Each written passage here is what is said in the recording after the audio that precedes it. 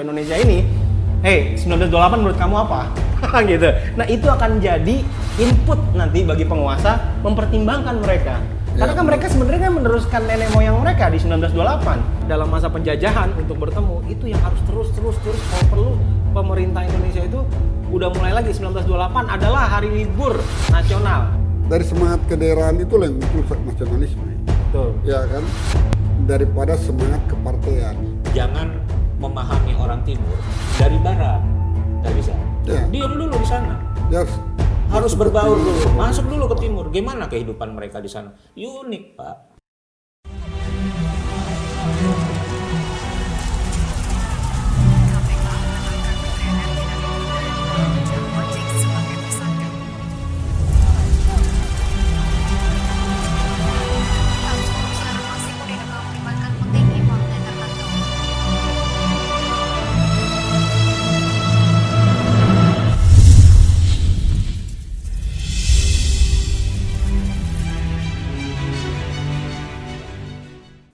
saya tetap berpandangan bahwa 28 Oktober 1928 itu adalah titik penting dari dimulainya sebuah perjalanan Peradaban Indonesia. Nama Indonesia itu. Oh, nama. Karena kenapa penting? Karena di situ mereka membangun sumpah. Sumpah ya. Ya, sumpah pemuda itu. Betapa sakral. Ya, itu sakral dan itu dilakukan oleh para tokoh-tokoh di daerah masing-masing. Iya, iya. Dan sumpah itu bukan main-main. Iya. Sehingga nama Indonesia itu kemudian dimunculkan. Iya. Kesatuan itu muncul di situ. Jadi kalau kita mengibaratkan kayak Sumpah Palapa, Iya. Gajah Mada, ya. Nusantara itu. Ya, dia mempersatukan Nusantara. Saya tidak tahu sejarahnya, tapi saya pikir dalam analisa saya bahwa Sumpah Pemuda sangat bisa terilhami oleh apa yang dikatakan oleh atau sumpah yang dilakukan oleh Gajah Mada, Pati Gajah Mada, ya kan? Sakral. Ya, sakral sekali. Dan dari titik itulah kemudian kita bisa mendapatkan sebuah nama, yaitu nama Indonesia yang pada tahun 1945 tanggal 17 Agustus itu diproklamirkan kemerdekaannya oleh Bung Karno. Jadi saya tetap beranggapan bahwa 1928 Oktober itulah titik penting dari perjalanan bangsa ini. Ya. Nah, persoalannya sekarang adalah ketika kita sudah berjalan di usia 77 masuk 78 tahun sekarang ini seperti terkikis momentum itu. Dan itu merupakan tanggung jawab. Ya, itu merupakan tanggung jawab kita untuk kembali membangkitkan semangat itu. Dasarnya apa? Dasarnya adalah munculnya radikalisme, munculnya paham-paham yang bagi saya Anti persatuan. cukup mengancam integrasi bangsa ya. Anti persatuan itu Ya, maksudnya. anti persatuan. Korupsi juga mengancam loh. Iya, korupsi mengancam, tapi saya belum bisa melihat bahwa tindakan korupsi itu bisa menghancurkan sebuah negara. Kayak di Sri Lanka tetap aja walaupun dia kolap tapi dia tetap jadi negara, ya kan? Tapi kalau radikalisme itu ancamannya lebih nyata dan lebih dahsyat dan itu bisa memporak-porandakan. Apalagi kalau kita lihat situasi bangsa Indonesia ini kan dia heterogen dia bukan homogen. Iya, iya. Dia terdiri dari berbagai Suku-suku macam bangsa. suku, agama yang kemudian dipersatukan dari perbedaan itu untuk suatu bangsa yang namanya Indonesia, yang pada waktu pembentukannya itu melalui sebuah sumpah. Dan namanya keren, Sumpah Pemuda. Bukan Sumpah Petual, Iya. Sumpah Pemuda. Nah, terus mas saya mau tanya juga Bung Yongki, di negara lain mereka bikin negara tuh ya, apakah ada sumpahnya nggak sih? Kayak misalkan setelah Civil War di Amerika itu, apakah mereka bersumpah ingin mendirikan Amerika? Saya nggak pernah baca Nggak sejarah pernah itu bayar. ya. Saya rasa cuma di Indonesia doang Cuma kali di ya, Indonesia yang doang bersumpah ya. yang bersumpah. Ya, saya bisa berpikir itu, saya bisa Yakinkan karena memang kita berdiri atas perbedaan yang begitu besar. Betul. Sehingga memang sumpah itu diperlukan Untuk menunjukkan ketulusan kita. betul. Sehingga pada waktu perjalanan tidak ada pengkhianatan. Karena kalau di pengadilan itu, sumpah itu pembuktian yang nggak boleh berbohong, berdusta. Itu sangat sakral di pengadilan. Kalau semua sangat sakral. punya bukti, ya kan, hingga bukti-bukti ini mungkin nggak bisa diyakinkan, maka sumpah adalah jalan yang paling penting, Pak, dalam pertimbangan di pengadilan itu. Ya, apalagi kehidupan zaman dahulu ya. Betul. Sumpah itu sakral. sangat sakral dan betul-betul ditakuti. Karena Konsekuensinya ditakuti kalau sumpah itu dilanggar. di daerah-daerah masih ada itu, Bang Yongki. Nah, sampai sekarang daerah-daerah itu masih ada. Ini juga kan sebuah pengingatan. Memang benar yang bergerak pada waktu itu katakanlah sektor ketiga gitu ya, organisasi-organisasi yang ada, mereka berhimpun. Tapi ketika yang berhimpun ini juga katakanlah mereka pemilik wilayah, dalam artian itu raja-raja misalnya, jangan lupa bangsa kita ini, jangan sampai meniadakan peran mereka. Ini iya. persoalan. Betul. Karena kalau ini belum kita akui, kita betul. masih punya hutang. Oh iya, betul. Kita masih punya hutang. Hutang sejarah ya. Hutang sejarah. Hutang sejarah. Nah, kenapa? Karena mereka yang punya wilayah. Apalagi yang 13 orang ini mungkin mewakili Sukunya wilayahnya masing-masing. Betul. Nah, ini harus hati-hati. Kenapa? Mereka bersumpah ini kan nggak main-main. Betul. Gitu Makanya kan? Indonesia mungkin selama ini akhirnya jadi kemana-mana. Iya, kan? karena nggak lupa dengan 28, Bung Yongki. Oh iya. Jadi kenapa kita mau mengingatkan masyarakat Indonesia tentang 28? Tolong ingat Sumpah Pemuda itu mengingatkan bahwa peran pemilik wilayah itu ada. Bersumpah loh, bersumpah loh ya. Iya. Jadi sebenarnya maksudnya saya begini, Hmm. semangat kedaerahan itu perlu, ya kan? Harus Perlu. tetap ada menjaga nilai luhur. Untuk menjaga nilai luhur dan dari semangat kedaerahan itulah yang muncul nasionalisme, Betul. ya kan? Daripada semangat kepartean. Ini lagi luar Nah, iya biasa. kan? Luar biasa, Pak. Kenapa lebih penting semangat kedaerahan daripada kepartaian tuh, Bang Yongki? Ya, faktanya partai yang untuk kepentingan saat. Betul. Dan partai juga nggak punya wilayah. Oh iya. Iya kan? Nggak punya Nggak punya sejarah. Sejarah kita itu ada wilayah ABCD kan dulu kerajaan. Betul, Kok tiba-tiba dengan sekian partai tiba-tiba Indonesia kok jadi punya mereka ya? Nah, Ini persoalan, Bung betul. Yongki. Makanya selalu tidak terakomodir ya Pak ya di Ya daerah. misalnya saya nih mau memilih, saya nggak setuju sama orang yang saya pilih, tapi saya nggak ada pilihan lain, yang ada gambar-gambar yang saya harus pilih. Oh benar. Saya mau milih siapa?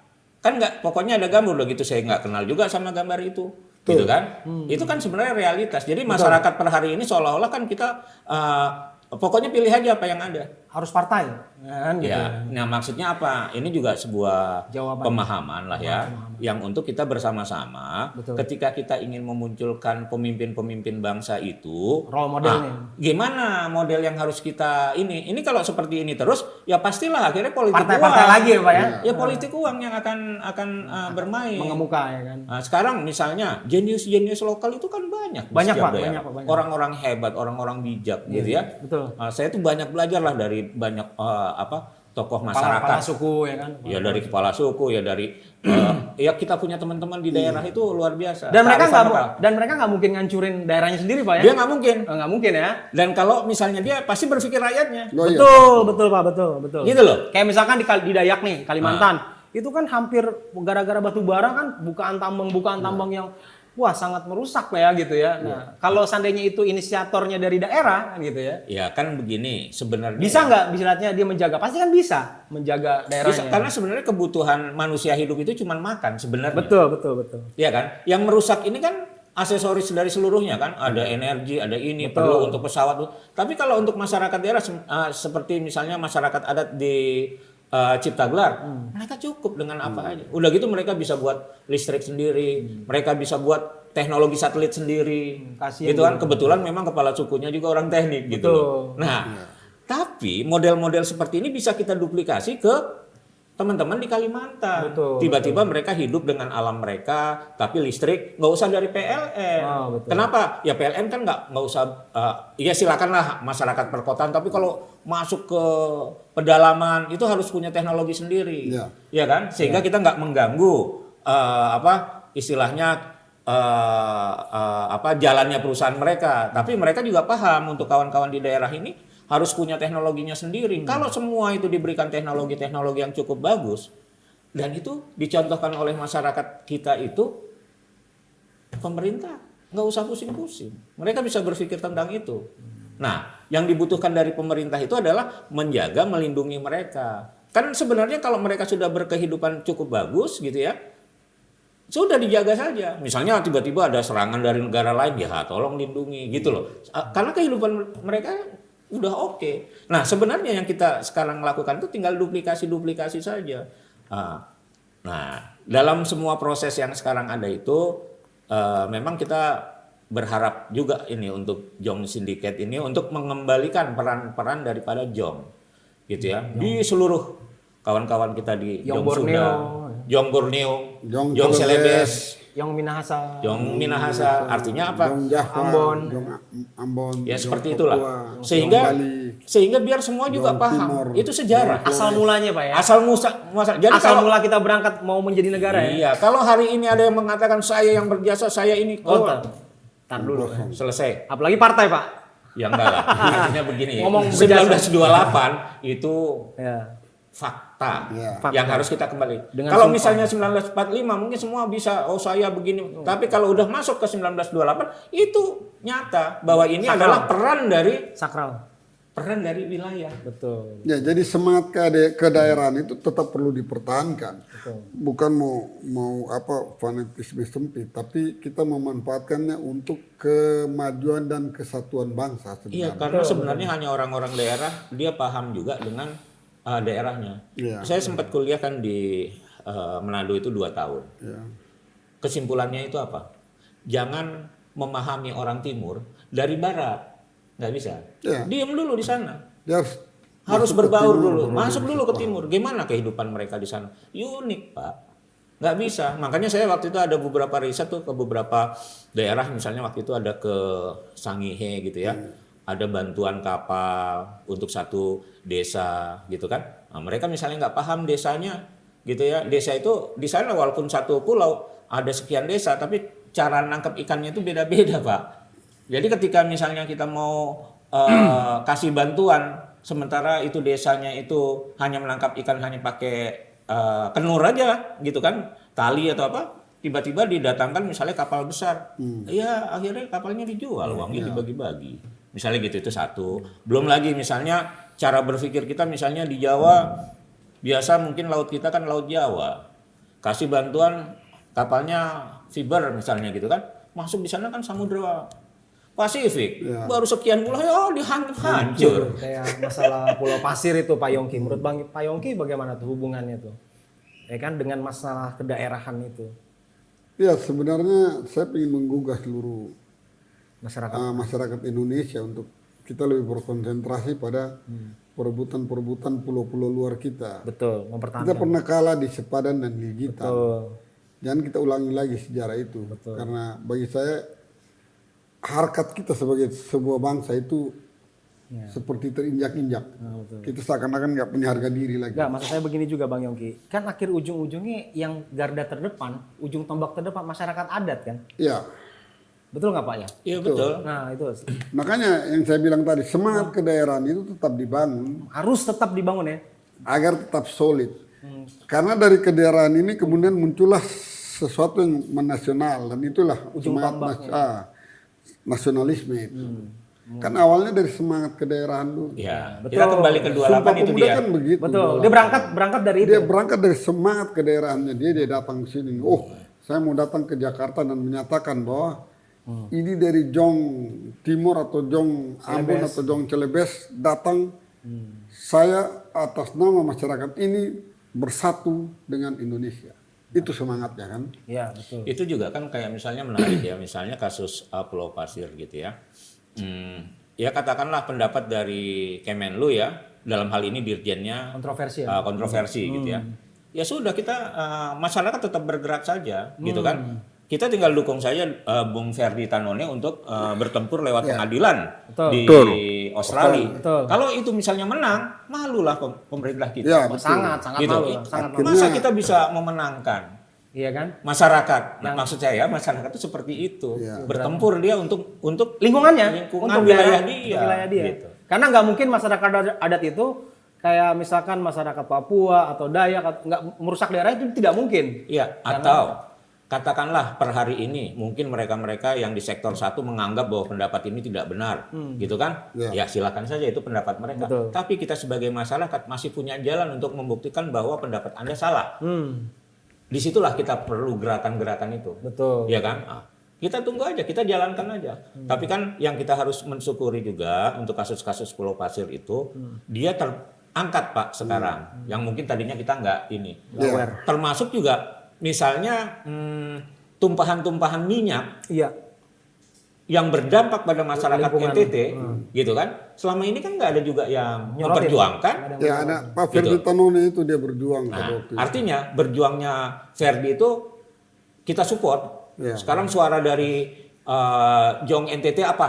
Oh benar. Yang Alor, yang apa? Iya. Terus Timur, ada yang Abu Flores, Rote. yang Sabu, yang Masalah Rote. mereka kita angkat. Betul. Gitu kan? Karena kita bersyukur per hari ini ada YouTube. Ya.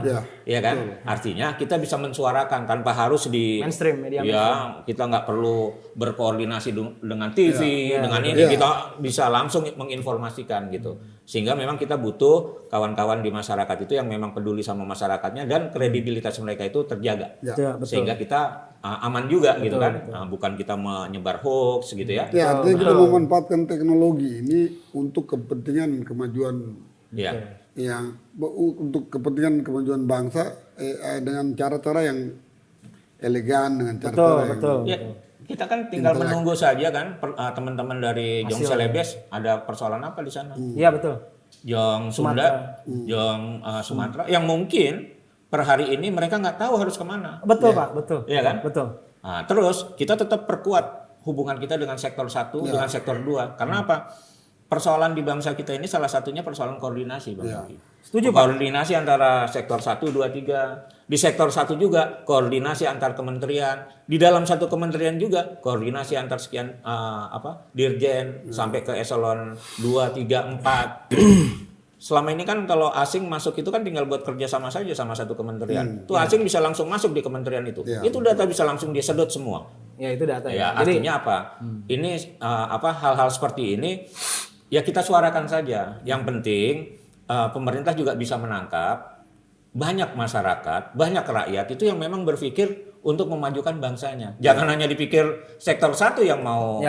Ya semangat kedaerahan itu begitu. Mereka berpikir untuk memajukan dirinya. Dan ketika dia sudah berpikir memajukan dirinya saja itu sudah termasuk di dalamnya semangat memajukan bangsa. Iya kan? Ya.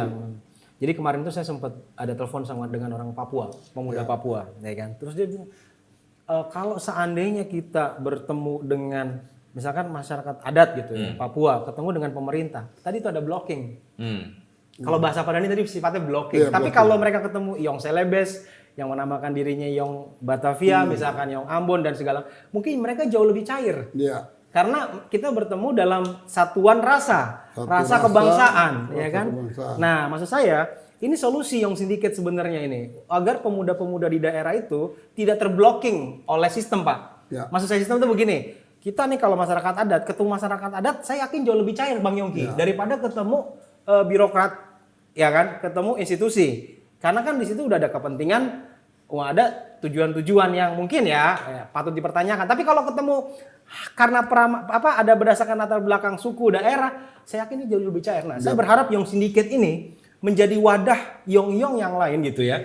Itu Pak, untuk merumuskan kembali nih. Gitu ya.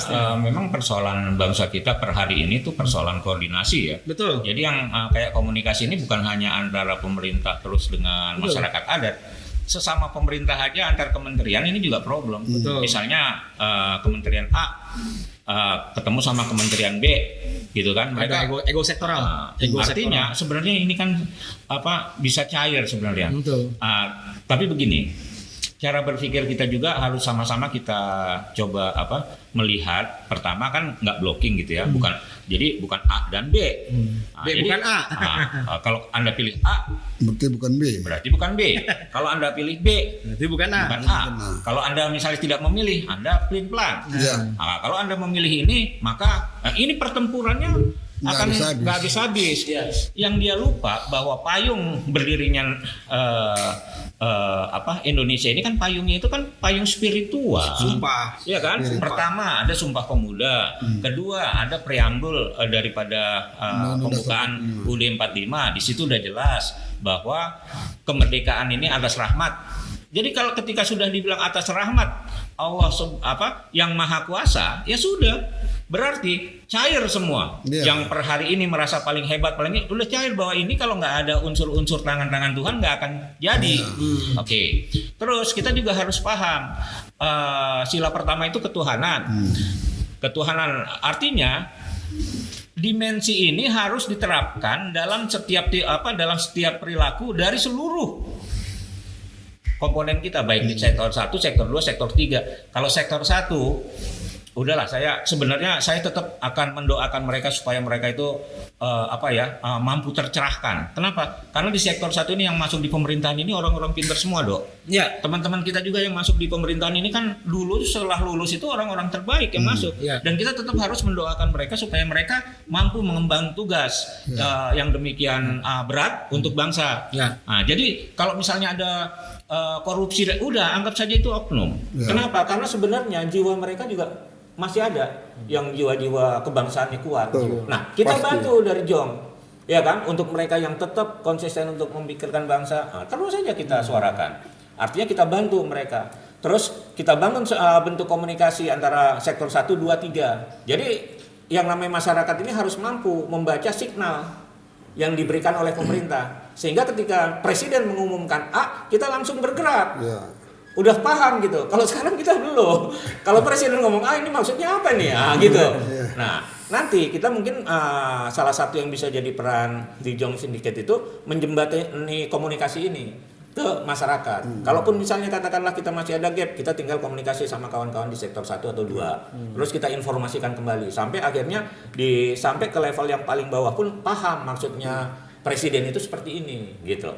Ini sebenarnya hal-hal yang bisa kita jalankan. Mungkin itu Bung Yongki. Jadi kalau untuk Jong Syndicate saya sepakat bahwa berangkatnya dari 1928, Jong ini berkumpul ini juga itu inisiatif hampir dari semua daerah untuk menyatakan sumpah bersama.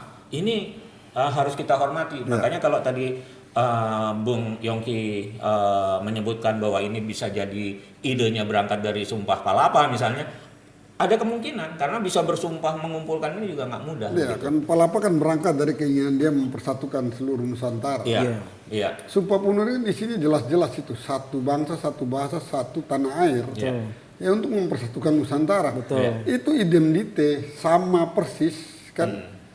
Itu dan cerita tentang Sumpah Palapa itu udah dari zamannya Majapahit sampai detik ini. Apalagi ketika mereka tahun 28 tuh ya pasti mengetahui tentang sumpah itu. Jadi itu bisa menjadi satu ilham buat mereka pada waktu melaksanakan Sumpah Pemuda. Iya. Dan untuk petunjuk juga bagi generasi kita sekarang untuk bisa melihat semangat mereka.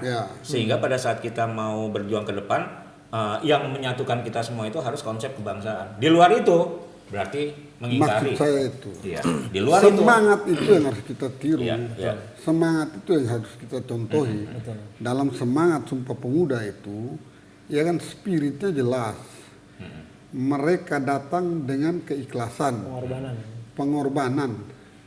Kan tahun 28 tuh mobil aja susah. Ya kan? Karena mereka bisa datang ke Jakarta kemudian melakukan Sumpah Pemuda. Ya kan itu kesulitannya luar biasa gitu. Iya. Dan itu hanya karena semangat perjuangan bahwa kita harus bersatu.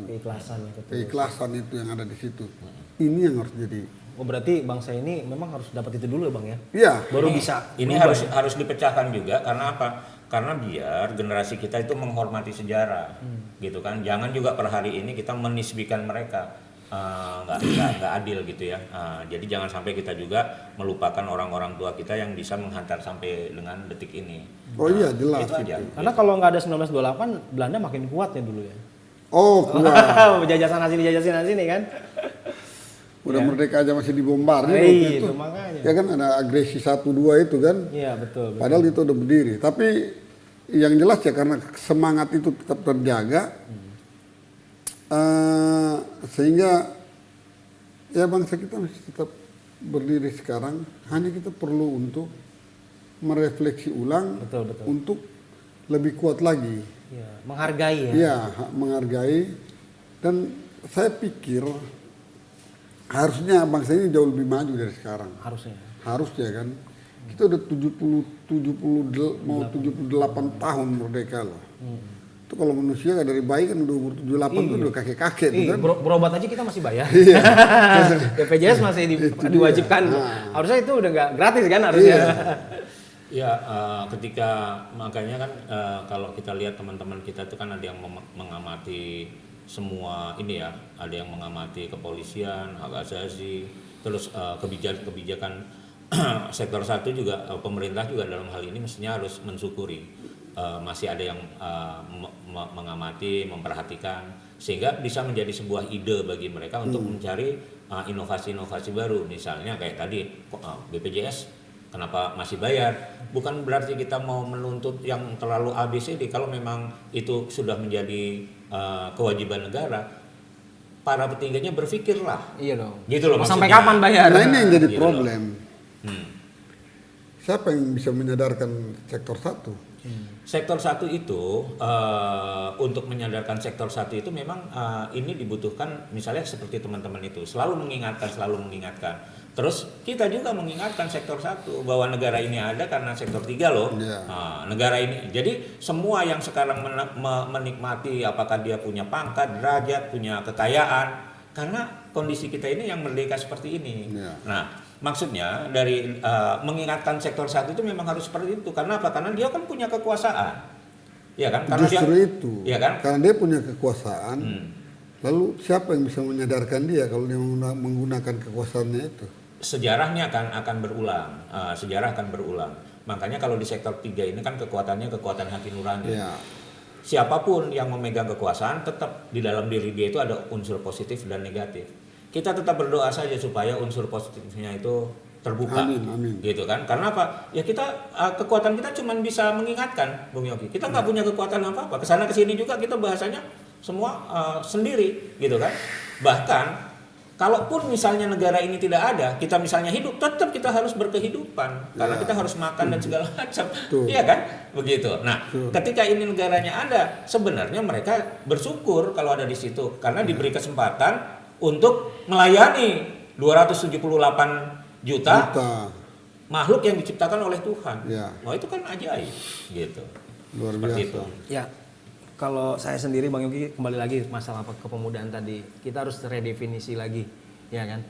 Pemuda dalam pengertian apakah pemuda hanya cocok dengan olahraga, seni dan budaya gitu ya, tapi dijauhkan dari aspek berpikir yang substantif gitu loh. Saya melihat sekarang banyak komunitas-komunitas pemuda, ya kan?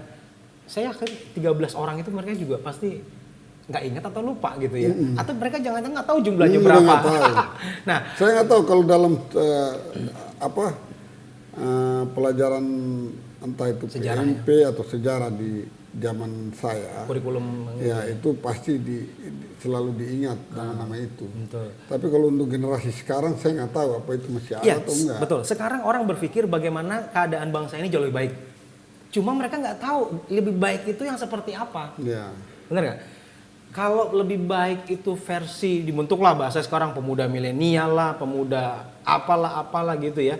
Kalau saya melihatnya begini Bang Yongki, kita kembali lagi nih.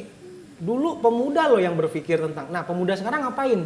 Kita harus ada komparasi kan, perbandingan pemuda dulu dengan perjuangannya seperti ini. Tapi kan semangatnya sama sebenarnya. Apa? Semangat akan terbangunnya sebuah kesadaran dan rela berkorban. Pertanyaan saya sekarang, Mau nggak pemuda yang sekarang itu rela berkorban? Korban apa? Yang paling penting adalah korban waktu kan. Ya, Mau itu. nggak mereka sedikit 1 jam berpikir gitu kan, menganalisis, meninjau seluruh sejarah 13 orang tadi berangkat dari kehidupan mereka masing-masing, mau menyeberangi pulau gitu ya, lautan jarak yang sangat jauh, bertemu, mikirin bangsa, ya kan, dan mereka bersumpah. Hari ini ada nggak kira-kira pemuda mau diajak begitu? Mereka bersumpah. Belum lahir. Gitu. Belum lahir. Enggak, maksud saya kalau sekarang nih, pemuda yang sekarang nih, ya memang mereka punya kemampuan analisis keilmuan yang mumpuni, kuliah di universitas apa yang bonafit gitu. Tapi mereka sekarang mau kita tanya tentang masalah 13 pemuda itu, mereka paham nggak substansi dari 13 orang yang bertemu itu? Ya kan? Ini, Karena kita nggak bisa berharap, kalau ada istilah gini Bang Yongki, negara ini bisa selesai dengan potong 1 generasi. Pernah dengar nggak istilah kayak gitu? Apakah dengan generasi dipotong itu berdasarkan umur, ya kan, atau berdasarkan pengalaman mereka, atau potong secara karakternya? Nah, saya mau bicara itu. Nah, kenapa? Karena saya lihat sebenarnya kita tidak perlu potong 1 generasi untuk menjadi keadaan Indonesia lebih baik, itu tidak perlu seperti itu. Tapi mereka kita ajak kepada alam berpikir yang baru, gitu loh. Karena nggak mungkin kita ngomong 1 generasi. Ya, idealnya begitu. Kita ajak berpikir untuk bisa merubah pola yang rusak itu menjadi lebih baik. Daripada dan itu butuh nyali, Ya, dan itu butuh pengorbanan. Sebenarnya hal-hal seperti itu sudah dilakukan oleh teman-teman kita gitu ya. Mungkin yang perjuangan yang mungkin kita nggak pernah sadari itu, mungkin banyak guru-guru yang memang dia dengan keikhlasannya dia tetap memberikan pengajaran dengan pengetahuan terbatas misalnya, tapi dia memberikan pengajaran. Maksudnya gini, segala sesuatu yang berangkat dari keikhlasan itu pasti akan menghasilkan sesuatu yang besar. Nah, bangsa kita ini kita tetap harus optimis dengan bangsa kita dan jangan terlalu khawatir. Kenapa? Karena bangsa kita ini sudah dititipkan langsung ke Tuhan atas berkat rahmat Allah yang Maha Kuasa. Itu artinya kita sudah menitipkan bangsa ini secara spiritual, ada unsur kekuatan yang tak terhingga di situ. Sehingga seandainya pun ini misalnya bisa berhasil, bukan karena manusianya, tapi karena penciptaannya. Misalnya pemerintah nggak mampu mendidik atau memberikan pelatihan-pelatihan sama rakyatnya, tiba-tiba rakyat kita ada yang jadi TKW ke sana, TKW ke sini. Gitu, per hari ini yang TKW ini mereka sudah punya penghasilan, kita bisa ngobrol sama mereka menggunakan sarana teknologi terbaru. Mereka bisa melakukan itu semua bukan dari pemerintah, tapi dari alam yang mendidik mereka. Mereka jadi pinter, apakah dari pelatihan dari pemerintah? Tidak. Gitu. Jadi banyak hal-hal seperti itu yang terjadi di kita. Jadi seandainya pun nanti kita bisa menjadi kuat, bisa menjadi besar, nah jangan lupa lagi, memang sejak awal pendirian bangsa kita itu sudah dititipkan, sehingga nanti dalam jalan keluarnya juga ada yang sifatnya itu intangible. Jadi ini yang nggak pernah terdeteksi oleh orang-orang yang selalu berpikir tangible, gitu. Dan itu fakta terjadi sampai dengan hari ini, gitu. Betul. Tetap semangat Bang Yongki.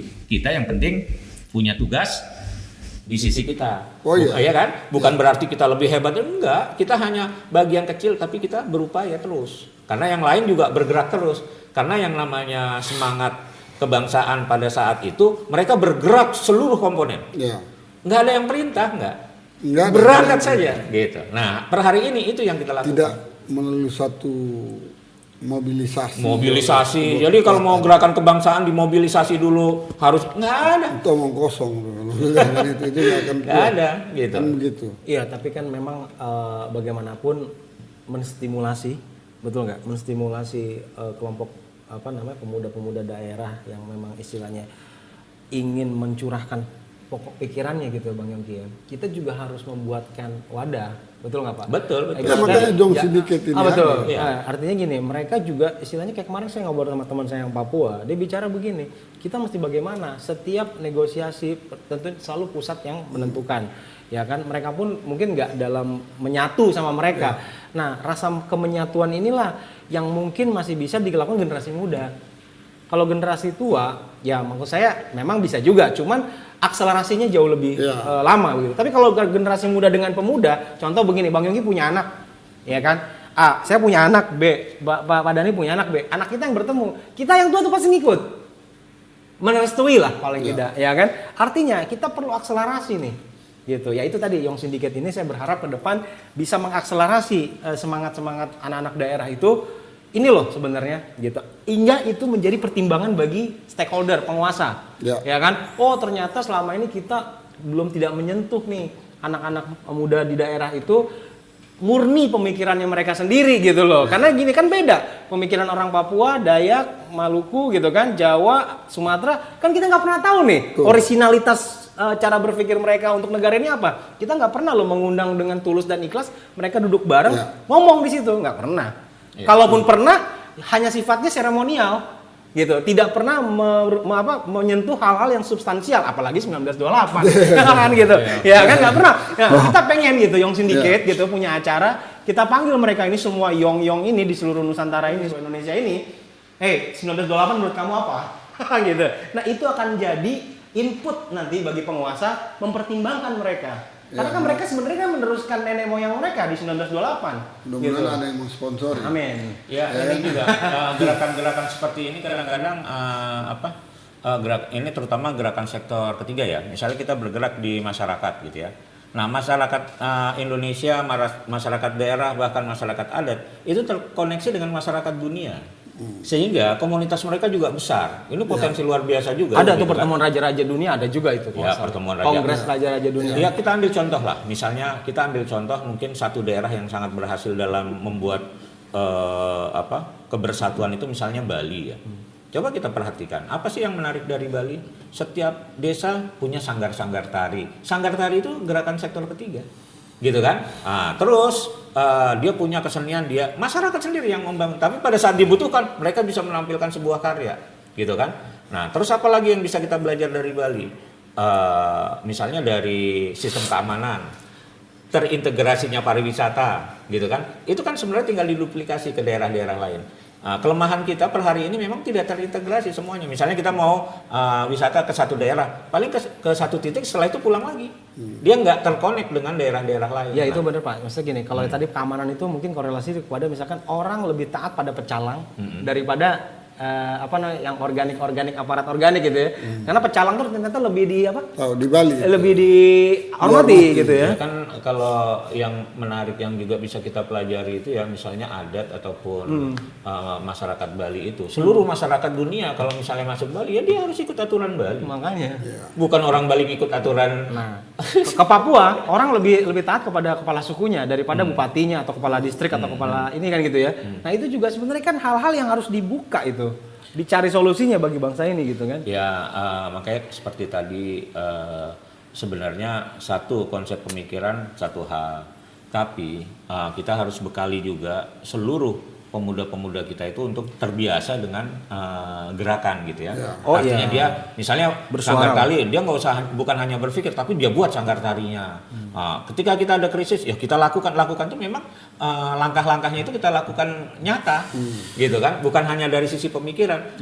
Persoalan per hari ini kelemahan kita orang-orang pintar itu katakanlah mereka yang masuk mengenyam dunia pendidikan semua itu lewat pikiran. Jadi penyelesaiannya lewat pikiran. Olah rasanya kurang. Ya, karena dia penyelesaian lewat pikiran, konsep-konsepnya hebat. Pada saat diterapkan dia nggak punya model, nggak punya best practice, dia nggak punya pilot project. Jadi yang diperlukan itu pilot project. Pilot project yang diperlukan. Ya, benar. perlu itu. Misalnya untuk membangun sebuah desa, gitu kan? Itu gimana caranya? Kampus gimana? Ya dia turun, terus dia amati dari awal, dari pendapatannya sekian sampai misalnya bisa meningkat. Langkahnya apa gitu? Terus pengembangan SDM-nya, yang seperti itu. Tapi kita nggak bisa hanya cerita, kita harus bergerak. Jadi yang bisa kita sampaikan itu adalah apa yang kita kerjakan, tolong disampaikan. Kalau memang itu nyata hasilnya. Artinya apa? Kita menceritakan sesuatu yang sudah kita kerjakan, bukan kita menceritakan sesuatu yang kita pikirkan. Nah, ini kelemahan orang-orang pintar tuh di situ, gitu. Jadi dia selalu seperti itu. Terus yang berikutnya kelemahan dunia pendidikan kita itu kekuatannya di data. Jadi kita itu mau hebat seperti apapun alat analisis kita, kalau datanya itu lambat, gitu ya, lambat 6 bulan misalnya. Itu artinya analisa kita itu pasti benar, tapi untuk 6 bulan yang lalu. Udah basi. Tapi untuk menjawab persoalan per hari ini, Kita nggak punya data, makanya walaupun alat analisisnya itu canggih, kalau nggak disuplai data nggak keluar apa-apa. Makanya kadang-kadang kita nggak mampu menjawab tantangan hari ini, gitu. Nah, itu yang kita juga harus terus memberikan informasi bahwa setiap problemnya ada di situ ya. Iya, di data. Jadi Salah satu problem. Nggak Iya. problem sesungguhnya. Misalnya terjadi perdebatan di sektor 1, ada yang dari pemerintah, ada yang mengkritik pemerintah. Mereka terjadi perbedaan pendapat. Coba dibuka datanya. Bisa jadi yang satu sama yang lainnya datanya berbeda. Cuma kan sekarang kan banyak Pak yang data-data mungkin bisa direkayasa, Ya, didesain. itu jadi problem. Jadi data itu bisa jadi hoax. Iya makanya. Nah, artinya apa? Bahaya kan di situ. Disebarkan saja data. Orang percaya. Tapi orang percaya, padahal data itu tidak benar seperti itu. Hasilnya apa? Ya analisisnya pasti meleset lah. Ya maksud saya begini, dan kalau ciloko. maksud saya ya itu tadi dengan 1928 ini kita juga harus membuat riset, Pak Yongki. Riset dalam artian kita tanya lagi hasil riset itu menjadi sebuah data di setiap yong-yong ini gitu ya Pak ya. Akhirnya itu menjadi keaslian. Ya itu ide menarik. Ya kan, menjadi keaslian. Sebenarnya aku tuh orang Minang misalkan gitu, mau jadi apa gitu kan? Minang itu mau kayak gimana sih gitu kan? Bang Yongki orang Alor gitu kan, NTT mau jadi apa sih? Artinya Pak, kalau kembali ke semangat 28, ini yang harus direalisasikan nih. Kelarnya selama ini kita main data-data tapi sampling datanya itu belum pernah menyentuh aspek yang paling itu loh Bang, paling magis gitu loh. Nah itu tuh yang nggak pernah kita ambil. Nah sementara kemagisan Nusantara ini ada di daerah. Begitu, bukan di meja-meja parlemen. Kalau menurut saya itu tidak magis. Oh, jelas. Ya kan? Tidak punya kekuatan spiritual yang luar biasa. Makanya kalau mau data, saya lebih cocok tuh Bang Yongki, misalkan kepala suku itu maunya apa? Betul nggak Pak? Ya kan, kepala ini maunya apa? Ya kan, Raja Ternate misalkan, atau Raja Sultan mana maunya apa? Itu menurut saya lebih valid. Karena sebenarnya kan negara ini ngumpulin banyak uang, harusnya kan buat mereka nih, gitu ya, buat kemajuan anak cucu mereka sebagai penerus generasi bangsa. Kan mereka juga yang mau ngisi. Gimana Bang Yongki? Iya, saya setuju itu. Kayak kemarin ada Raja Rote kan. Nah, Makanya saya bilang semangat kedaerahan itu perlu dibangunkan kembali. Betul, nggak salah. Karena dia nggak selalu berakhir Negatif, tidak. Dia punya kekuatan. Iya. Justru karena semangat kedaerahan lah yang memunculkan Indonesia itu. Kalau kita nggak punya semangat kedaerahan, Indonesia nggak bakal pernah ada Pak. Tidak pernah ada. Karena dia datang kan identitasnya yang dia bawa. Saya dari Jong ini, ya kan, dia datang ke situ. Saya dari Jong itu semangat kedaerahan. Dan dia tanggalkan pada saat bertemu itu kan gitu ya. Pada saat pertemuan itu dan mengambil sumpah, dia tanggalkan. Kesukuannya semua. Tapi identitas itu tetap melekat. Sehingga itu tetap harus dijaga. Betul. Iya, artinya kan kalau kita untuk semangat seperti itu sebenarnya otomatis ya kalau udah sambil berjalan sebenarnya kan. Kalau kita ketemu dengan teman-teman itu kan saya dari ini. Ya. Nah, dia selalu berani menyebut identitas daerah. Betul. Itu sebuah kebanggaan juga. Betul. Nah, ketika dia berbahasa daerah kita juga senang gitu ya. Betul. Oh, luar biasa gitu kan. Ya, betul. Nah, sebenarnya kan sekarang ini kita dalam menjalani semangat 28 kita kembalikan. Terus falsafah hidup bangsa kita ya kita teruskan. Artinya apa? Dalam setiap kita melangkah ya kita tahu harus berketuhanan. Kita tahu harus adil dan beradab. Yang namanya adab itu juga ada. Kita juga tahu ada persatuan Indonesia. Setiap kita melangkah kita tahu bahwa kita tetap harus menjaga yang namanya persatuan Indonesia. Enggak, saya melihatnya begini Pak. Banyak kan orang pusat nih ya, yang sekolah bonafit tinggi-tinggi menganggap orang daerah itu kelas 2 ya. Ini anggapan yang saya selama bergaul gitu ya. Seolah-olah kalau mahasiswa atau pemuda daerah itu nggak lebih pintar dari mereka gitu. Ini dulu yang harus dirubah. Setuju nggak kalau memang ada anggapan seperti itu? Ya. Nggak, tadi dulu Pak. Sebenarnya mereka tuh beranggapan kalau gua ketemu orang mahasiswa daerah atau pemuda daerah, rasa-rasanya gue lebih tinggi karena gue kuliah di pusat, kayak gitu ya. Nah ini sebenarnya yang harus dilunturkan dulu nih, ya kan? Itu butuh nyali memang untuk melunturkan rasa-rasa kayak begitu, agar yang di daerah juga berani berkata yang benar, begitu kan? Dan mereka berani untuk berkorban tadi, Pak Yongki. Ya, saya bilang itu ada arogansi intelektual di situ. Karena merasa sehingga pusat ada daerah. klasifikasi ya, pusat daerah. Tapi ya memang pada hari ini sih kalau itu mungkin dia bisa mulai agak cair itu karena orang-orang pintar dari daerah juga kan datang dari berbagai negara ya. Ya tapi gini Pak, tapi apa namanya alam pikir ya, ibaratnya suasana kebatinan gitu ya. Antar mahasiswa pemuda itu juga kalau kita boleh jujur, misalkan orang kuliah di universitas bergengsi nih di Jakarta, terus ketemu orang daerah duduk dalam satu forum gitu loh. Nah, jadi maksud Ridho tuh begini, jadi itu bukan masalah kedaerahan ya, tapi begini, orang yang dari daerah pun ketika dia udah kuliah di Jakarta di universitas yang top lalu dia lulus, dia tetap menganggap bahwa dia kelasnya di atas daripada teman-temannya di daerah. Itu masalahnya. Ini kan? berarti semangat ke-28 itu kita kembalikan untuk menyelesaikan itu. Betul, dengan adanya 1928, orang kan nggak ngelihat lo kuliah di mana. Lo nggak ngelihat universitasnya yang mana. Lo ngelihat kemana, dia duduk dalam satu meja, bersumpah bareng-bareng. Gitu. Nah, itu yang harus mungkin makanya capaiannya itu. Model-model nanti Jong Syndicate ke depan juga, selain memang terus menginformasikan, memang kita harus punya pilot project. Betul. Untuk kita tanya.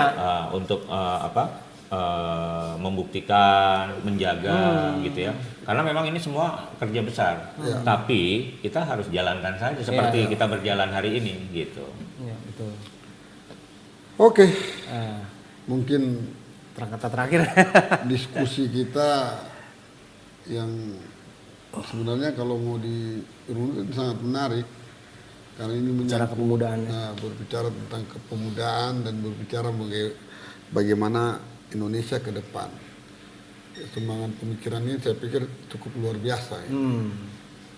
Jadi ya pada akhirnya kita harus sadar bahwa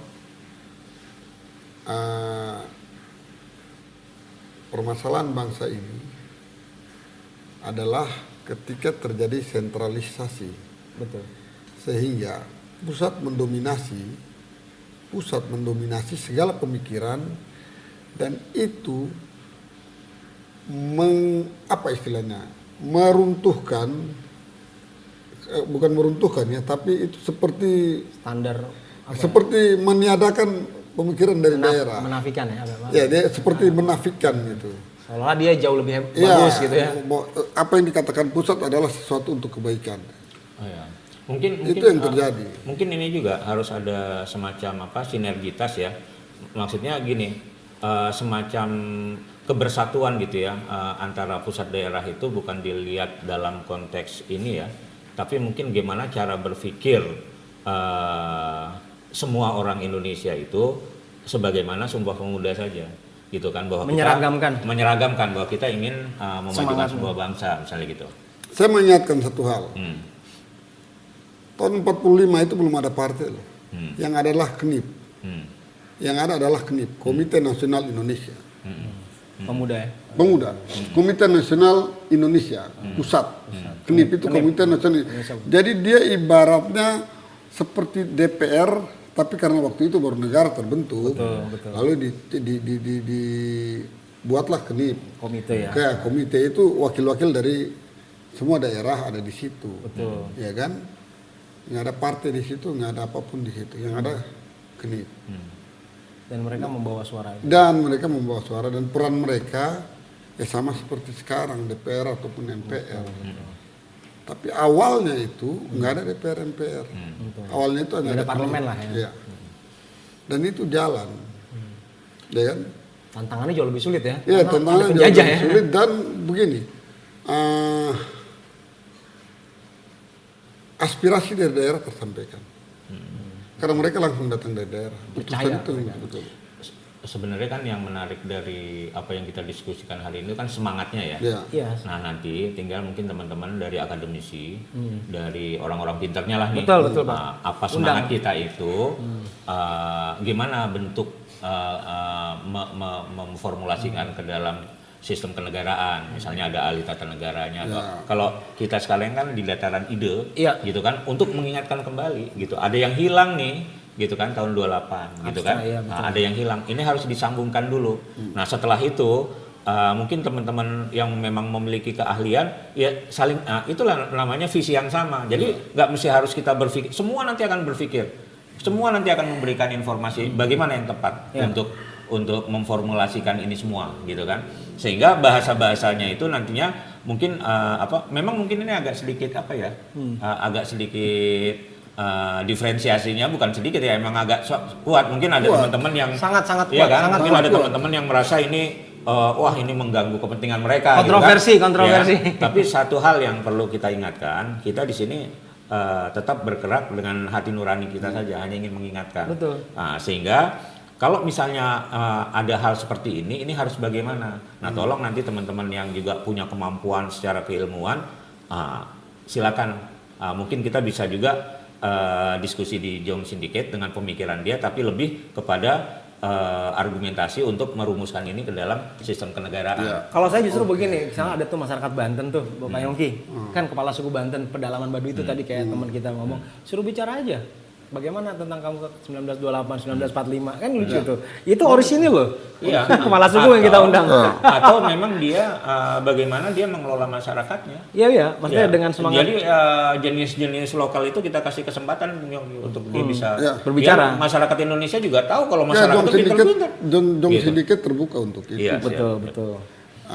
Tidak ada batasan dalam Jong Syndicate. Apapun bisa diperbincangkan, segala permasalahan bisa kita diskusikan untuk mencari solusi sepanjang itu adalah perbincangan untuk kemajuan bangsa, Betul. mempertahankan kesatuan, dan bagaimana kita membuat bangsa ini menjadi suatu bangsa yang besar, beradab, dan Menghargai sejarah ya. menghargai sejarah. Oke, closing statementnya. Belum nih, closing statement. Padahal belum saya belum ya. Masih panjang. Kita closing lagi, opening lagi, closing lagi, Jadi opening. closing opening terus soalnya. Buka tutup, buka tutup. Buka tutup. Jadi Kayak puncak aja. ya seperti yang saya bilang tuh, bahwa memang mungkin kita kita harus merunut perjalanan bangsa ini dari awal lagi. Dari awal, Betul, 1908, 1918, Napak tilas lah ya, napak tilas. 1928, 1945. Sehingga ketika dia bicara 1945, itu juga kaitan dari 1908 itu terisi penuh sampai Sumpah Pemudanya gitu ya, sampai ke 1945. Paling enggak ini harus jelas. Jadi kalau misalnya selama ini hanya tutup sampai 1945 saja, ya terus sampai 1908. Gitu kan. 1928 itu sebagai momentum besarnya untuk mempersatukan. Momentum kedaerahannya kan di 1908 gitu ya. Nah, sampai bisa merdeka gitu. Jadi jangan jadikan itu cuma cerita sejarah. Betul. Iya. Hanya omong dikenang tapi nggak pernah spiritnya nggak pernah kita pakai, itu sesuatu kesalahan. Saya mau closing nih Bung Yongki ya. Kalau saya boleh closing nih Pak ya. Iya. Jadi gini, jangan sampai 1928 yang kita peringati hanya sekedar pameran baju adat. Di sekolah-sekolah tuh. Saya tidak tidak berharap hanya itu doang gitu loh 1928, tapi 1928 itu harus membawa semangat pengorbanannya gitu loh. Ada yang lebih penting dari sekedar baju adat itu gitu loh. Yakni adalah semangat nenek moyang mereka yang mau datang menyeberangi pulau-pulau gitu ya, mengarungi jalan-jalan yang sangat jauh dan melawan dalam masa penjajahan untuk bertemu. Itu yang harus terus kalau perlu pemerintah Indonesia itu udah mulai lagi 1928 adalah hari libur nasional. Ya. Betul tidak? Betul. Seluruh Yong itu harus kembali lagi kepada diskursus ini gitu. Ya, Menjadi kurikulum sendiri Dan kalau perlu. saya juga punya satu harapan bahwa kan kita udah diskusikan kan. Pada tahun 2028 saya pingin Jong Syndicate 100 tahun ya? berperan dalam upacara 100 tahun adanya Sumpah Pemuda, tapi lebih keren dari itu adalah bangsa Indonesia. Jadi pelopor yang sedikit artinya berapa tahun dinyatakan dari di sekarang? sini. Ya, Ya, 1928. Itu kan sebenarnya sebuah kerja besar Bung Yongki. Jadi nanti teman-teman Memperbarui sumpah ya. Iya, artinya kan bisa begini. jadi bukan memperbarui sumpah. Oh gitu ya. Ya, Bisa artinya jadi. kan begini, kawan-kawan kita yang Celebes, yang Ambon, yang Minangkabau di Sumatera, yang di Sunda. Papua, Selama 4-5 tahun ke depan, Timor, mari kita Nyong sama-sama Bote, Nyong Alor, untuk menghasilkan Nyong sebuah Flores. karya. Betul, 100 Nyong tahun. Bali. Ya kan? Yang karya Mantap. akan kita persembahkan pada 100 tahun peringatan kita. Mereka bersumpah ya. Nenek moyang kita Iya, bersumpah. pada saat pemuda-pemuda dulu bersumpah. Nah, kita sekarang kita isi dan kita masing-masing daerah selalu bergerak untuk konsep kebangsaan yang sama, tapi hasilkan sebuah karya. Karya itu apa? Karya apa saja yang memberikan nilai tambah ataupun bermanfaat bagi masyarakat. Betul. Nah, karya itulah nanti yang kita kumpulkan dan di 2028 kita akan menyatakan, gitu kan? Karena dari sekarang nih ya, berarti ya karena begini, karena kita juga harus melihat bahwa yang namanya masyarakat, yang namanya manusia ini dengan segala macam keterampilannya juga itu sesuatu yang luar biasa. Jadi jangan sampai mereka ini dianggap tidak dianggap hanya gitu komoditas ya. Nah, itu salah besar. Karena apa? Karena mereka ini kan makhluk terbaik nih yang diciptakan oleh Tuhan, dan mereka juga terbukti sampai dengan hari ini kalau soal bertahan nggak ada masalah. Betul. Gitu kan? Nah, artinya ada pemerintahan ataupun tidak ada pemerintahan, mereka tetap harus hidup.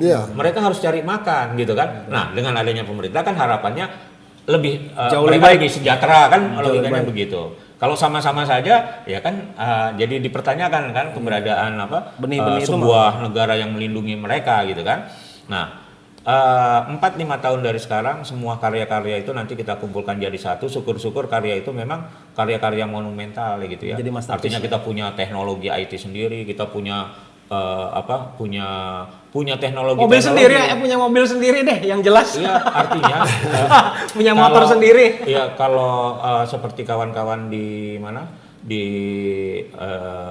masyarakat adat yang cipta gelar itu kan mereka mampu menciptakan ketahanan pangan 6 tahun ke depan udah mereka mampu menciptakan listrik untuk penduduknya tanpa harus ada bantuan pemerintah semuanya. Dan nanti kita akan tunjukkan sama sektor 1 dan sektor 2 bahwa yang namanya sektor 3 itu punya kemampuan untuk itu, gitu kan. Nah, kita berharap di tahun 2028 kita akan memunculkan semuanya di semua job, gitu kan. Di Kalimantan nanti akan terlihat bagaimana desa-desa adat ataupun kampung-kampung itu punya teknologinya dan mereka bahagia dengan itu, gitu kan. Ini kerja besar, tapi kita terus akan ingatkan dan kita mungkin akan turun buat pilot project, gitu kan. Di mana saja kira-kira teman-teman di satu daerah kita lihat potensinya, kita tinggal adopsi nih teknologi dari daerah mana yang cocok diterapkan di daerah tersebut, gitu. Sehingga pada saat jadi sekarang itu bahu membahunya itu untuk konkret kita membangun masyarakatnya, begitu. Paling itu Bung Yongki kalau dari saya. Oke. Jong Syndicate Lovers. Itulah visi dan misi dari Jong Syndicate. Dan saya berharap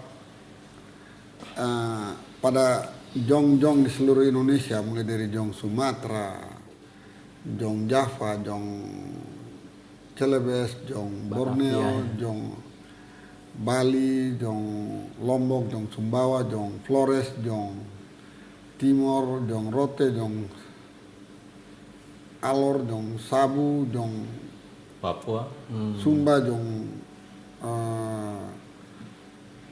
Maluku, jong Ambon, jong Papua. Jika ingin bergabung dengan kami pada sebuah visi yang besar ini, silahkan bergabung dengan kami, boleh menonton podcast kami dan memberikan komen atau catatan ke kami sehingga kami bisa mendatanya, karena akomodir ya. Ya, karena kami hadir ini dengan segala kesederhanaan dan keterbatasan. Kami tidak memiliki apapun juga. Yang kami miliki adalah semangat dan pemikiran untuk bagaimana bisa ikut berperan membantu membangun bangsa ini maju ke depannya. Karena itu dengan segala kerendahan hati kami mengajak siapapun yang peduli terhadap bangsa ini, terhadap persatuan dan kesatuan dan kemajuan, boleh bergabung dengan Jong Syndicate dan silakan selalu menonton channel kami. Demikian, terima kasih. Semangat kita adalah semangat salam satu rasa, salam satu bangsa. Salam satu rasa, salam satu bangsa.